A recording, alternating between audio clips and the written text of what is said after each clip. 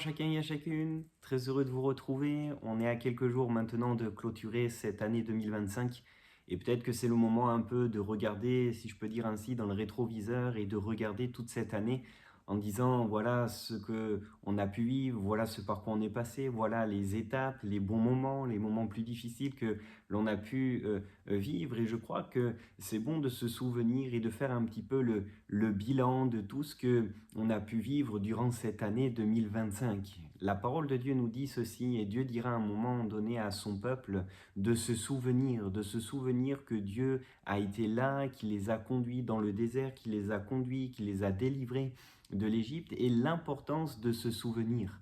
Dans le livre du Deutéronome au chapitre 7 et à partir du verset 18, Dieu dira ceci alors qu'il y a cette promesse de rentrer en pays promis, et une fois qu'ils seront dans ce pays promis, il va y avoir des batailles, des combats, mais Dieu va dire ceci à son peuple pour l'encourager. Rappelle à ton souvenir ce que l'Éternel ton Dieu a fait à Pharaon et à toute l'Égypte, les grandes épreuves que tes yeux ont vues, les miracles et les prodiges, la main forte et le bras étendu quand l'Éternel, ton Dieu, t'a fait sortir. Ainsi fera l'Éternel, ton Dieu, à tous les peuples que tu redoutes. On voit ici qu'il y a une chose importante que Dieu veut rappeler à son peuple, c'est que Dieu est fidèle, que Dieu est celui qui reste le même, qui ne change pas. Et Dieu va dire, mais souviens-toi de tout ce que j'ai fait pour toi. Et je crois que alors qu'on est sur le point de finir cette année 2025, important de se dire, mais souvenons-nous de ce que Dieu a pu faire, des miracles que le Dieu a pu faire,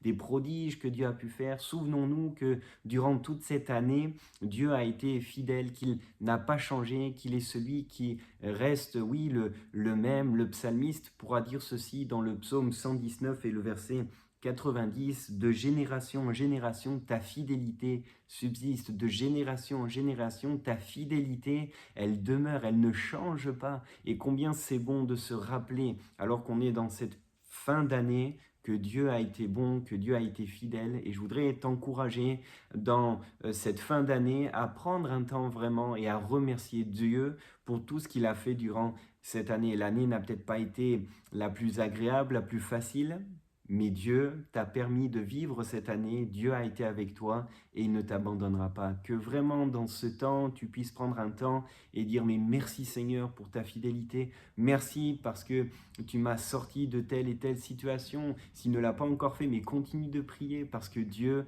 va intervenir dans son temps, en son temps, comme il l'a prévu, mais que vraiment tu puisses dans cette fin d'année bénir Dieu pour ce qu'il a fait pour toi. Je voudrais vraiment te souhaiter une belle journée et que Dieu te bénisse.